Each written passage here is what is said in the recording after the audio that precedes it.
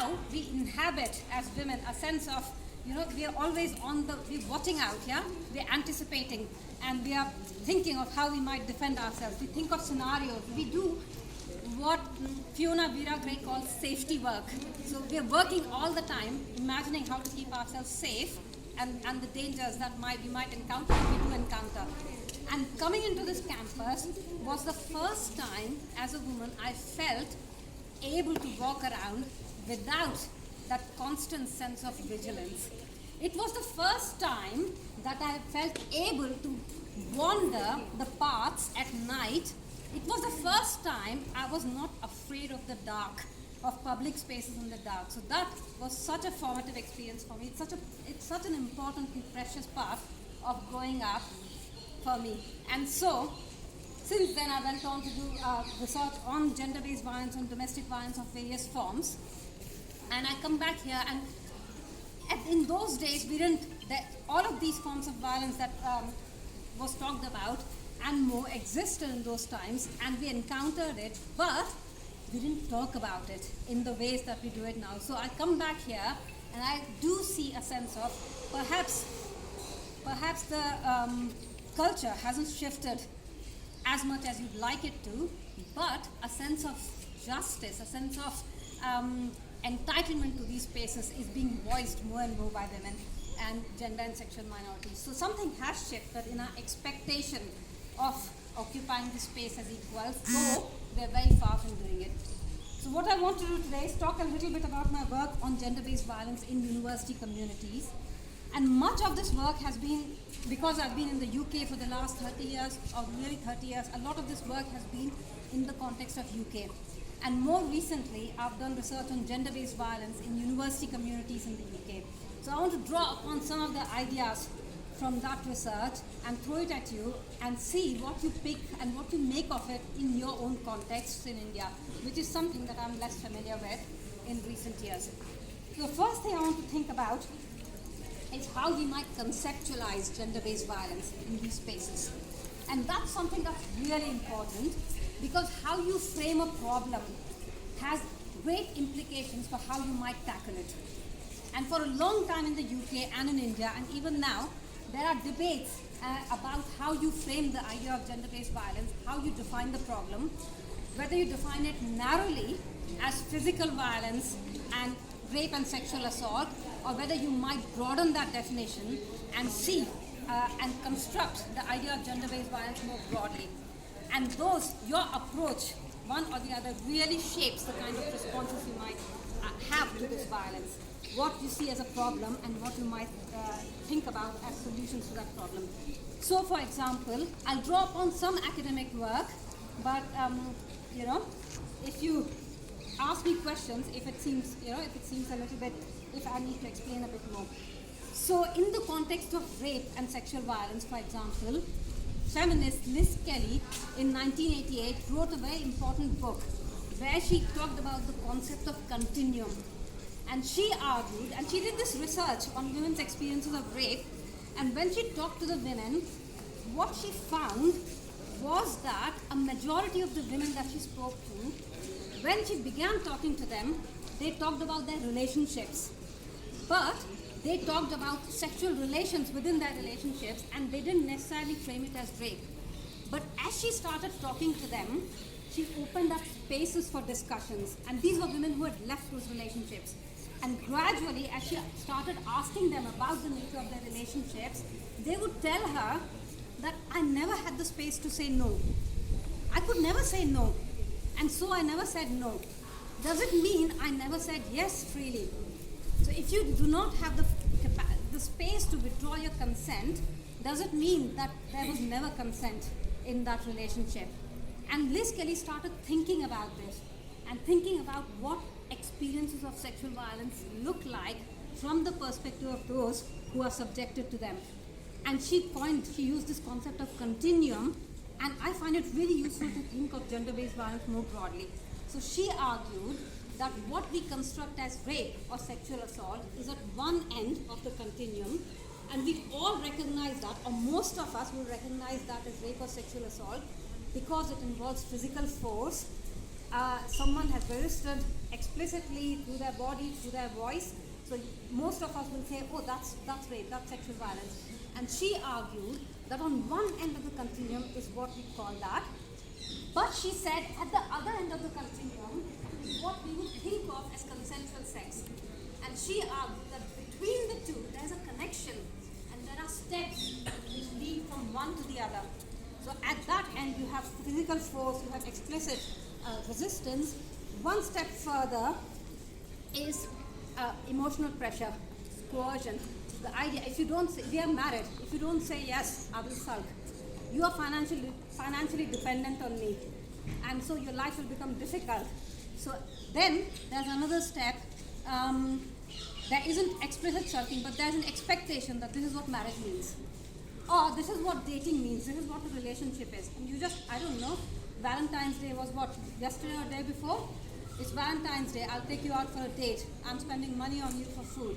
So this is the expectation, this will follow. Or, so there's steps from one to the other. So on that end, it's consensual sex, but on that end, you might recognize it as rape, and in between there are these steps. At what point does consent get so eroded that this is coercion? So where are we located on this continuum? And she said that though the two look very different, they are connected. And they are connected through our experience. And they're connected through our location in the world.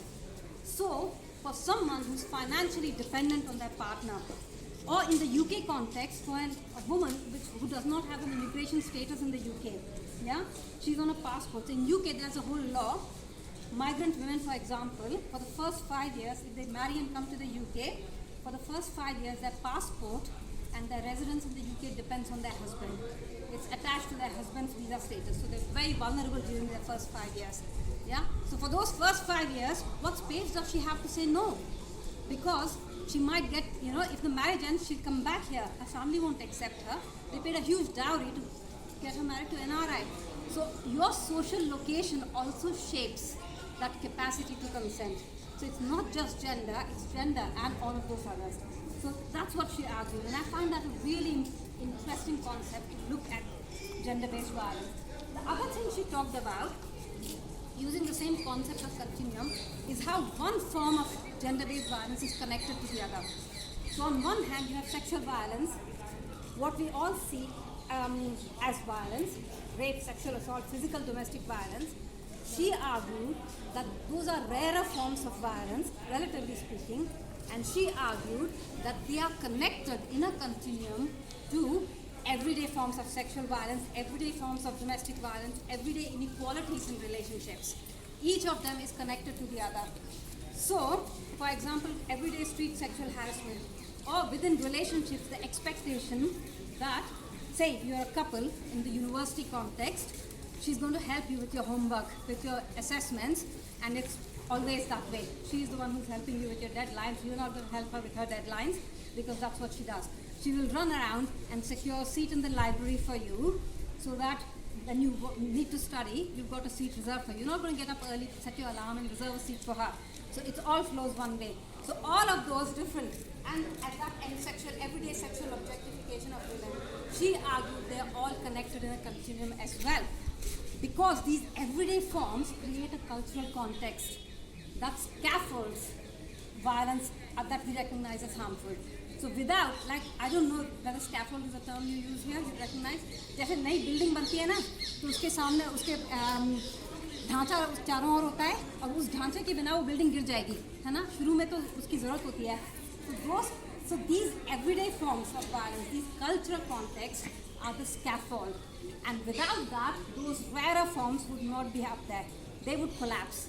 And so she argued that in order, or drawing upon her work, you can argue that in order to tackle what you all might recognize as a problem, we also need to tackle those everyday harms. We need to shift cultures. Because if we don't do that, we'll not be able to address those forms on which there might be consensus. So many people might say, oh, problem to wo hai, ye sab problem nahi hai. And if you look at this, if you use this concept, you say all of them are problems. And you can't address one without addressing the other. And in the context of university communities in my research, if I translate this, what you would say is you need to tackle different forms of gender-based violence in the university context as elsewhere. So in the UK, for example, there's a lot of focus, and in the US. In the US, we've had a federal mandate to tackle sexual violence in campuses for a very long time, more than 2 decades. In the UK, it's just emerging. But the focus is overwhelmingly on sexual violence and sexual assault, what they call sexual misconduct. There is very little focus on other forms of gender-based violence. And so if you use this approach, you'd say you need to tackle all of them together. You need to tackle sexual harassment, sexual violence by strangers, but also by familiars. Because we know that the vast majority of sexual violence, other than the street everyday harassment, is perpetrated by people known to the women. It's perpetrated by your professors, it's perpetrated by your seniors, it's perpetrated by your managers if you're working, it's perpetrated by your intimate partner. The most dangerous place for a woman is home. The vast majority of murders are by your partner. So we cannot tackle, because we cannot just focus on stranger violence and sexual harassment. We also need to focus on all of these different forms, student to student, different forms of violence, staff to student, and also staff on staff. And in the UK context, it's been a bit of a battle, I must say, to get that recognition, because they're all too willing to focus on student sexual harassment, but huge reluctance to talk about what's happening to, say, PhD students who have a very one-to-one relationship with their supervisor, or early career researchers, research fellows, or people who are in temporary jobs who are relying on their managers for extension of their contracts, whether they're karmchari in this context or whether they are researchers. So those are the kind of things we've been asking for. And can I take 5 more minutes?